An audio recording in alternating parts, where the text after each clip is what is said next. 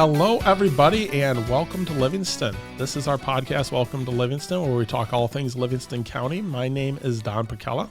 And I'm Angela Putkela, and we're with the Putkela Group Real Estate Professionals. Yes, so usually we have people come on, local businesses, local causes, events, and just talk about things happening in the county.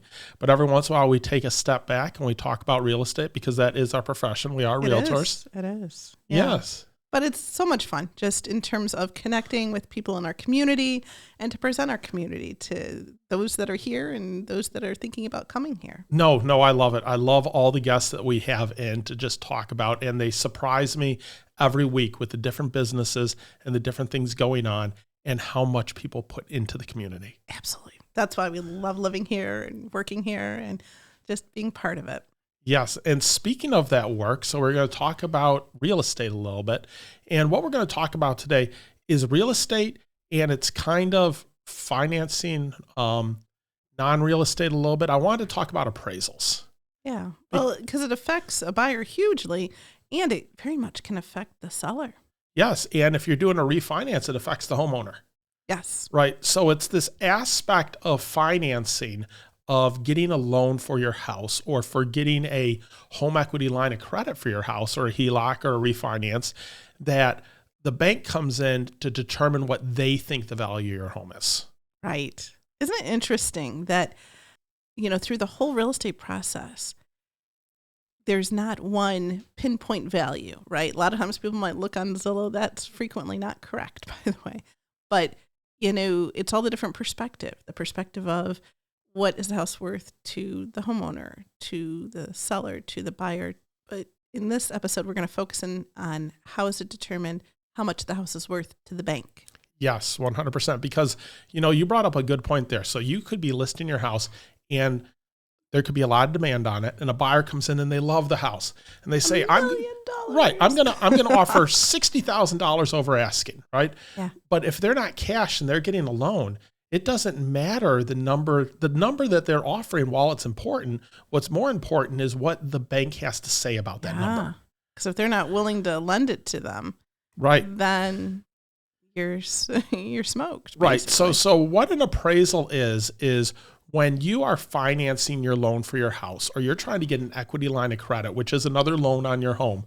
The bank comes in and they say, well, this is how much money we think the house is worth, and what they're willing to loan for the house, right? Or if you're getting an equity line of credit, a lot of times they're willing to loan you up to 80% of the house's value or up to 90% of the house's value. So that number becomes really important because you're basing everything else off of it, if you're refinancing or such.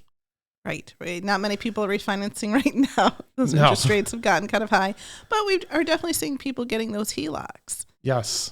For sure. And so I think when someone is taking out an equity line on their home, they don't even think about this being something that happens. Exactly. And what I wanted to talk about today is really how to prep for an appraisal, because I see too many people, they think it's just another step in the process and they don't worry. It is. Mm-hmm. But it's within something your control, though. Right. Exactly.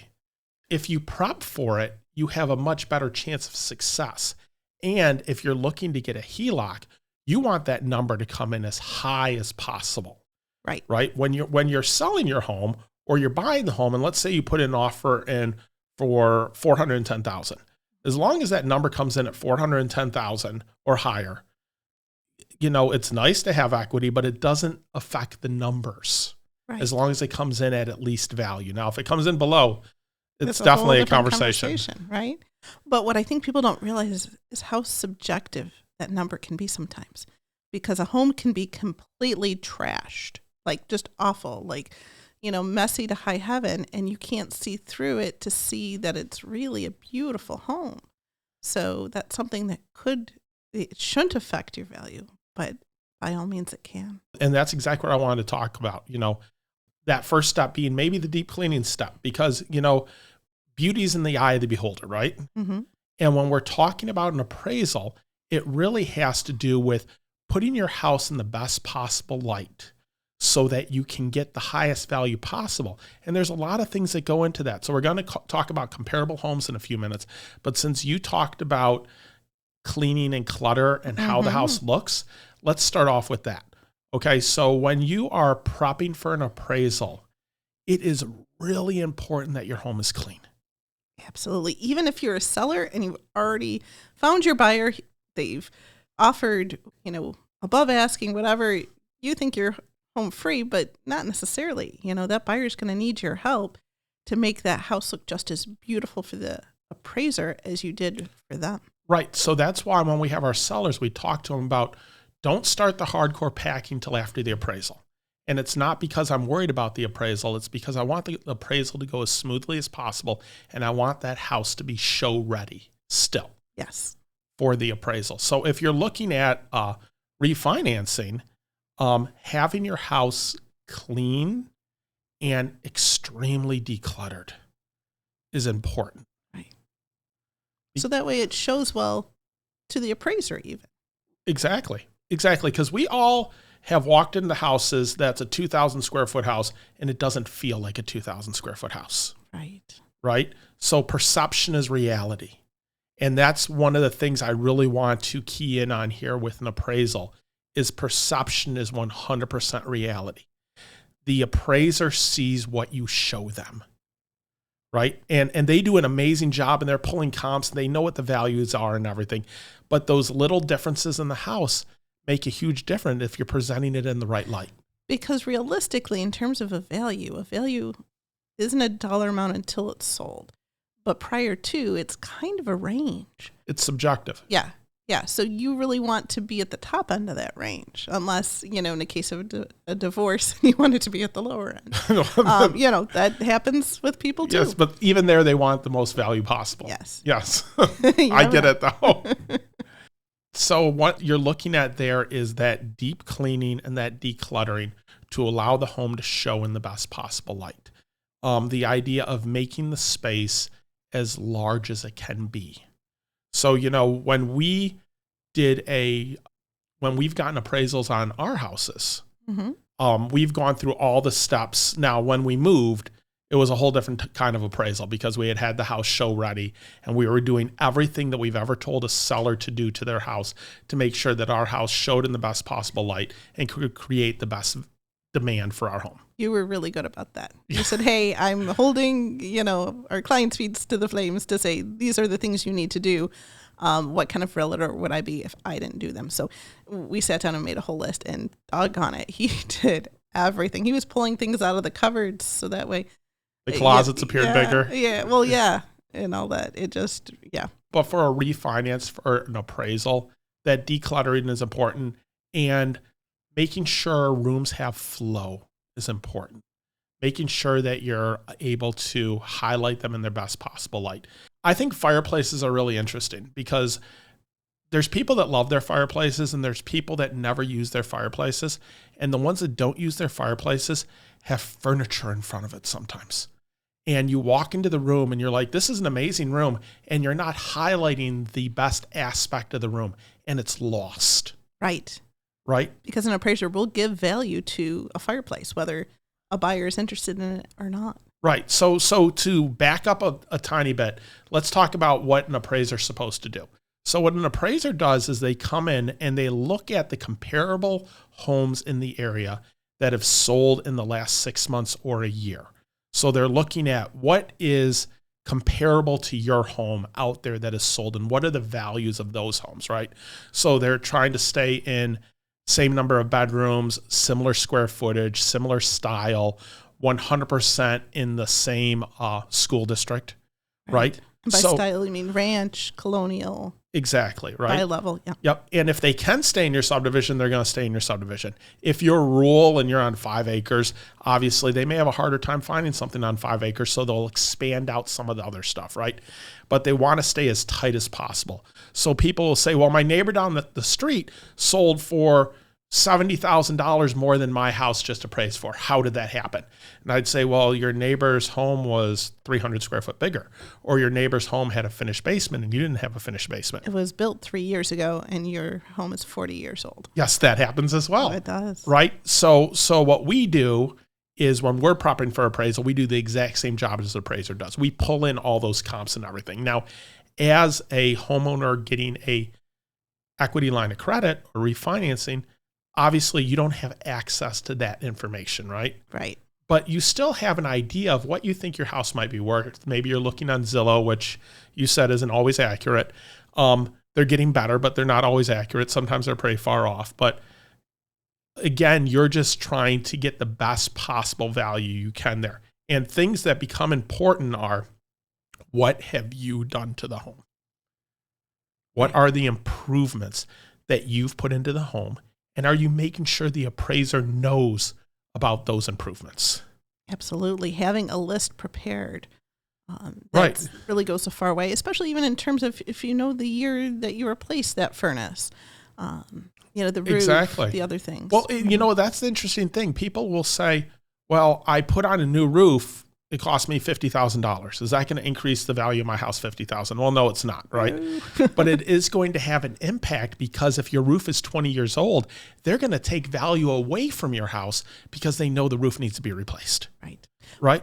But if you're about to sell and your roof isn't great, but it's okay, it does not make sense to just slap a new roof on because you don't get dollar for dollar. There's a lot of improvements that you just don't get the same value. Exactly. But those things like granite countertops, remodeled bathrooms, remodeled kitchens, new flooring, wood flooring, LVP, I put in new carpeting, new light fixtures. Yeah. Those things all make an impact on an appraisal. Absolutely. If your home is outdated, that makes an impact on your appraisal, right? Yeah. Now, one of the things I like to tell sellers is a buyer will decide within the first 30 seconds of walking through a home whether they like it or not. And if they like it, they will overlook those flaws. But if they don't like it, they'll see every single flaw. But the dirty little secret is an appraiser works kind of the same way too. They work the exact same way. Yeah. So that's kind of wild. So when it happens where an appraiser doesn't give you the value that you thought it would, what recourse do you have? What happens there? Well, that all depends on what you're trying to do. Right. So if you're purchasing a home, in every case, you can dispute an appraisal. And if you dispute an appraisal, the appraiser is going to say, you need to give me different comparable homes than the ones that I used. And you need to show me the reason why it should be of more value. Right. Right. That has a very low success rate in terms of getting it changed over. Right. Right. An easier one is switching lenders and getting a brand new appraisal. That's completely new. So let me get this straight. You can't just order a new appraisal with the same lender? No, you're not allowed to do that. Because an appraisal is arm's length. It's not connected to that lender. It's not connected to any of the agents. It's an independent third party. Independent third party that has determined this value. Yes. And just because you didn't like it doesn't mean that they can do anything else with it. So you're kind of stuck. Exactly. Or that lender, that appraisal that has happened is what you're looking at. Yes. That being said, if you are buying a house and if it's an FHA loan, you can't even get away from that appraisal by changing lenders. That appraisal sticks with the house for 6 months. Now, that being said, if you're doing a refinance, you can go to a new lender and get a brand new appraisal. So if you completely disagree with the number, and I've seen appraisals being $50,000, $60,000 less than what you thought it was worth, and then go to a new lender, and lo and behold, the new appraisal comes in and it's a better value. That seems crazy. How can that possibly happen? Well, that's because it does. No, that's because it's an opinion. Yeah. It's an independent third-party opinion. Now, part of that is you're propping harder for the second appraisal. So then this list that we're about to go over, you're actually doing these things and they're making an impact, right? Right. It's so interesting though, because remember, we all have bad days, right? Yeah. An appraiser can have a bad day. An appraiser can not see a comp or something that you're very good at. And I'm good at when I talk to appraisers and such, but you talk to our sellers about it all the time.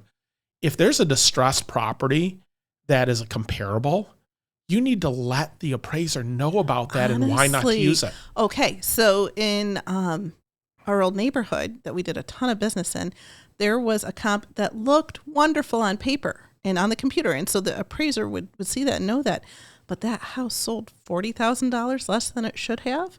So, of course, the other realtors that weren't as familiar with the neighborhood priced it against this one and devalued the properties. But number two, the appraisers thought, well, geez, if this house sold for $40,000 less, then the houses in this neighborhood must not be the case.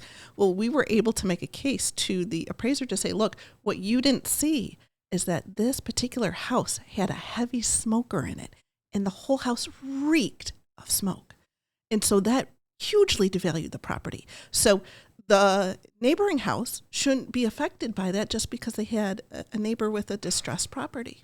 And so by sharing these things with the appraiser, they traditionally have been very appreciative of that because that helps offer context as to why a home was worth so much less. Exactly. Pets too. But that idea of the distressed property, we know how much it costs to try to get a smoker smell out of a house or try to get a cat smell out of a house, right? Yes. Smoker's even worse because you have to repaint. Having that conversation with an appraiser. So how we're different than a lot of realtors is I meet the appraiser there, right? Some realtors do that. Some do. A but lot don't. I feel like a lot don't.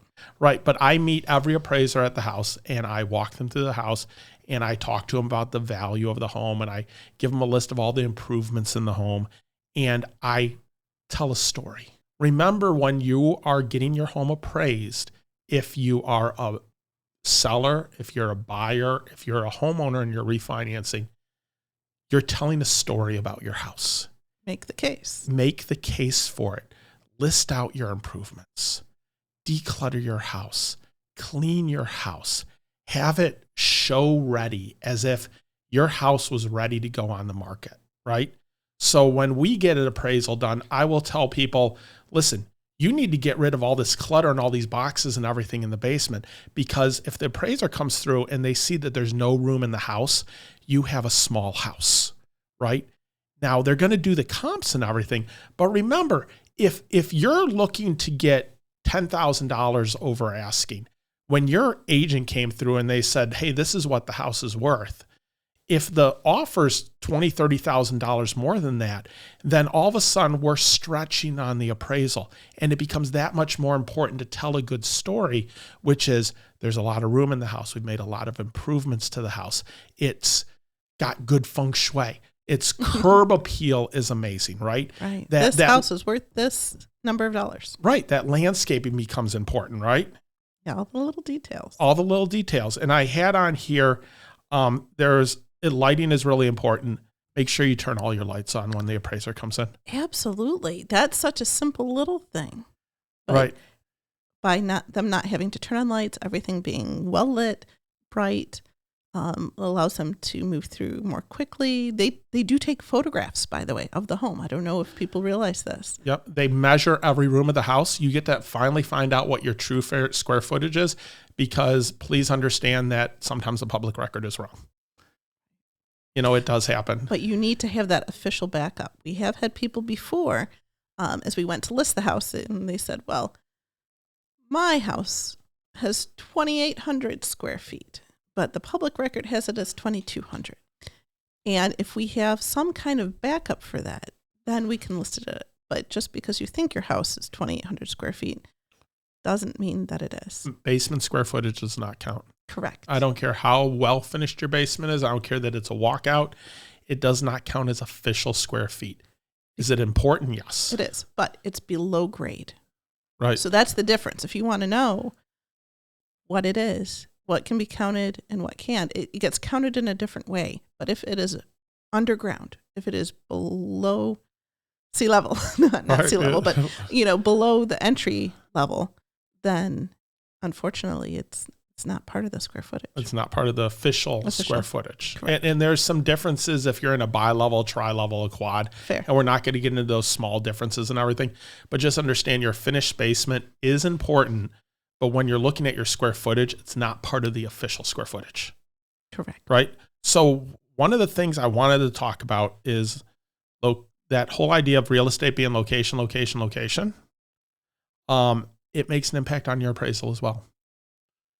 Are you at the front of the sub? Are you at the back of the sub? Do you have a view of the water? Do you have a view of the freeway? Those things make an impact on your value. And there's a difference to the impact it makes on your demand when you're selling your home versus the impact it makes when you're refinancing your home. But don't think that it doesn't make an impact. And don't think that those arborvitaes that you planted at the back of your lot so that you didn't see the neighbor don't matter, because they can impact the value of your home. That can help. It can help. There's a whole business case, Yep. in terms of planting bushes, certainly not cheap, but it's not outrageously expensive, but that can really help. Right. So we've had sellers before that have had to go talk to their neighbors before they listed the house, and had to go talk to their neighbors again 2 or 3 days before an appraisal of the house. Right. Why did they need to talk to their neighbors? Were they next door to the Clampetts, maybe? Yes. So those things actually make an impact on your appraisal, or can potentially make an impact on your appraisal. So making sure that the junk is out of your neighbor's yard and that you can't see it from your front porch or your back deck can actually make an impact on the value of your home. And I want to preface this all with saying, remember again that an appraisal is an opinion. That is not a lockdown, oh my God, this is what my house is worth. But it's a professional opinion. It is and a those are professional. professionals that very much know what they're doing. They 100% do. Where I see the biggest difference is the value given to updating. So if a home is not updated, in some cases, they really get dinged more than others. Or someone thinks that they've updated it, but they updated it 5 to 10 years ago. And guess what? That's not so up to date anymore. Right. Yeah, no, that's very true. So if you're a buyer, remember you're paying for the appraisal with your lender.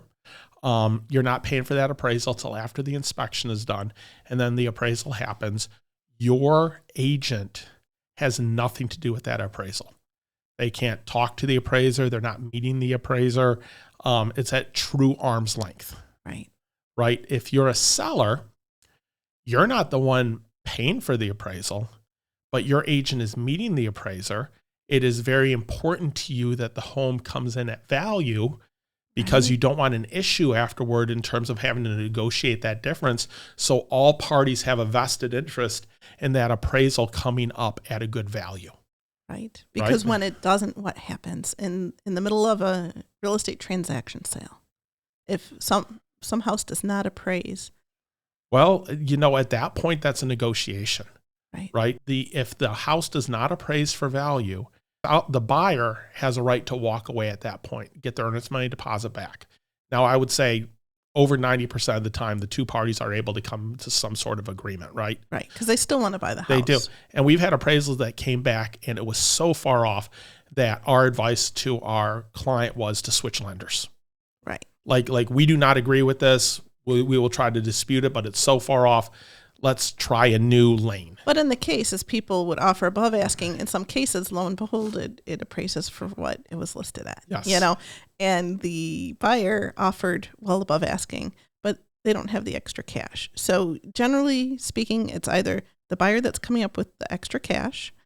So they're still paying the same amount for the house, but they're not able to finance as much. Right. Or it's the seller who has to eat that amount and only accept what the value is that it came in at, or more likely than not, somewhere in the middle. Yes. Yep. So those are the two sides there. If you're outside of a real estate transaction, you're talking about refinancing or an equity line of credit, you're paying for that appraisal.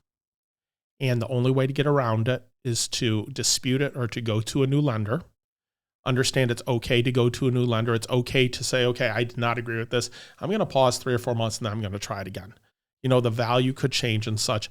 But in all cases, that's where doing the right things makes an impact. And one thing that I forgot that I am shocked at people that don't put this on here, if you're in a community that has amenities that only you get, okay, you have beach access, you have lake access, there's a community pool, there's playgrounds, there's, walking paths, right?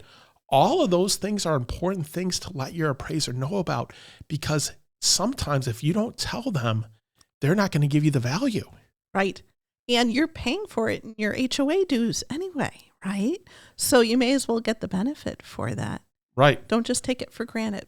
Right. So my advice to the non-real estate person, because obviously real estate agents, they know about appraisals. They know how to prep for appraisals. They know how to hopefully help determine value of a home for an appraisal. But if you are a homeowner and you're saying, well, I'm going to go get refinanced next week. I'm gonna have an appraisal. I think HELOC. So anytime we're HELOC. saying refinance, whether it's refinancing or a HELOC, Right. That's pretty much the exact same process. Yes. So, but if you're going to go out and you're going to get an equity line of credit, you're like, hey, I want to do some improvements to my home. I want to get an equity line of credit so I can refinish the kitchen, right? So I can put on an addition, or even to pay bills, right? Now you're saying, okay, well, what do I need to do that can have the absolute biggest impact for the least amount of money, right? I would say, as we said earlier, number one, clean, maybe hire someone to clean your home. Which we have great people. Yes. You can look back to some of our prior episodes. Number two, make sure all the lights in your house work. You have the same style of light bulb in all your rooms. Don't have white lights in one room and yellow lights in another room.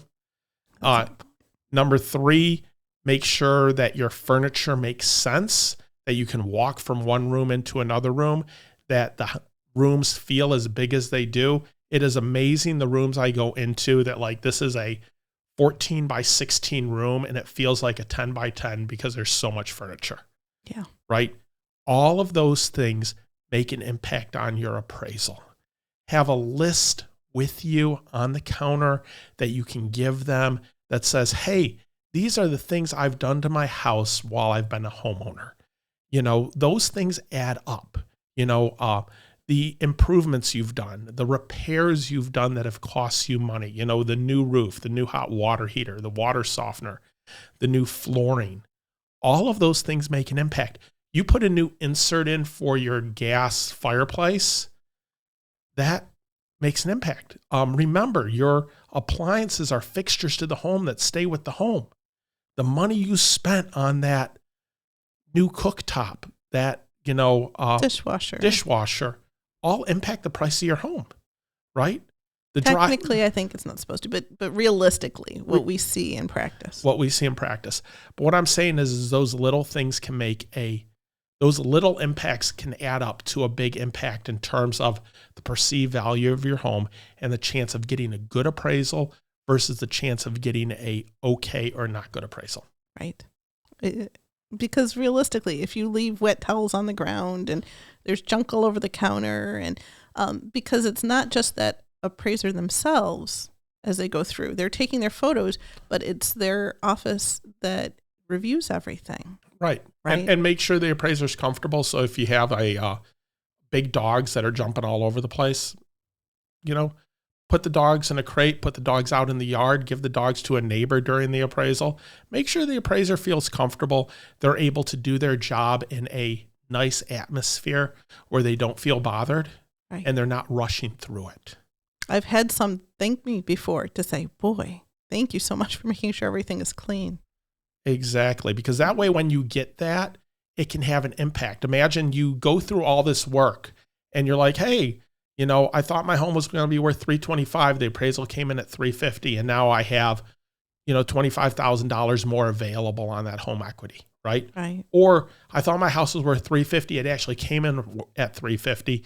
You don't know if what you did made a huge impact, but if you didn't do it and the appraisal comes in not where you wanted. Right.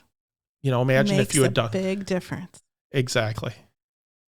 Have I missed anything? I've jumped around a lot here. Yeah, I'm sorry if we've been all over the place, guys. But it's just taking this particular topic, and it's not as cut and dry as these are the comps, but it's, generally for us in our job, that's what helps the most. And if you want to know how much your house is worth, honest to goodness, I know everyone wants to just look up online, but when you have a trusted realtor that you know and you trust and you just want to know what's it worth right now. I'm not looking to sell, but I'd like to actually know, or better yet, if you're interested in making an improvement. We've had clients do this before to say, hey, if we blow out this wall, or, we're thinking 1 bedroom instead of 3 bedrooms, is this a good idea?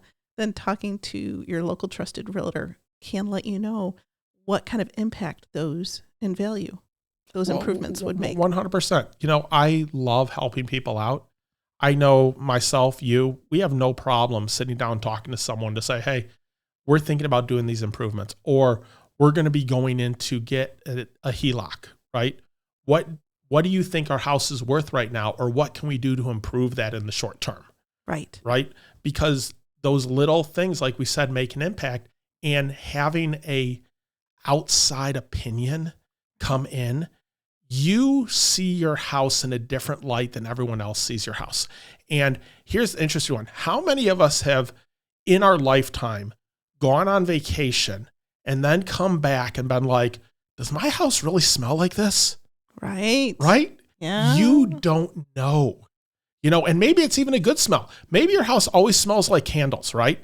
But the appraiser can think, or the buyer can think, what is this smell covering up, right? You don't see your house in the same way as other people do. So having a independent, fresh set of eyes come in can make a huge impact, and just like getting that fresh start of like, these are the things I can do. These are the things I need to do. And here's the biggest thing, and I'm going to leave it on this, and I know that you're going to add to it.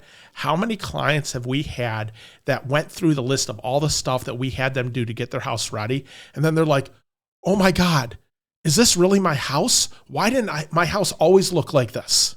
Right. It happens time and time again of like, geez, I don't even know why I'm moving anymore now, because this house is beautiful. It's fascinating. Right. But it definitely impacts things. So understand the appraisal, how that works, how that is important, and why a seller would want the house to appraise, because you don't want to have that negotiation, right? No, everyone in the transaction wants the same thing. And when you are getting a HELOC, the bank wants the same thing as you want. Everyone wants the home lend you more money. Right. They all want the home to appraise for a higher value. What can you do to help that? But the thing is, they're being responsible, because there was a time where homes were overvalued. So those banks are just being level-headed, responsible, and having the data where more than just the appraiser looks through. And so everybody collectively all agrees to what the value of the home is. And so everyone can feel confident moving forward in 100%. that snapshot in time, because it's always just a snapshot. It is. It's a snapshot for that day. Yeah. You could have a house list down the street 3 weeks later that was 40,000 higher or 40,000 lower. And if you had a new appraisal done, your value would be different. Yeah. Right. But one last thing, if you have not bought or sold since 2005, 2008, the appraisal is very different now. They are not just driving by and giving you a value. Right. They're coming to your house. They're walking through the rooms. They're taking measurements. They're taking pictures. Sometimes they're looking in the attic. It can take up to an hour. It can take up to an hour. Yeah. Yep. The banks are being very responsible. So and that's a good thing. That's a positive thing for all parties involved. So hopefully you've understood the process a little bit better, how it impacts things, and how it can work best to your own benefit. 100%. So if you have any questions about appraisals, please reach out to us. You can find us at welcometolivingstone.com. If you've enjoyed this episode, please like and subscribe. Check out some of our other episodes. You can find us anywhere you can find podcasts. You can also find us on YouTube, or just check out our Facebook page at Welcome to Livingstone at Facebook. So thank you so much for joining us today, and welcome to Livingstone.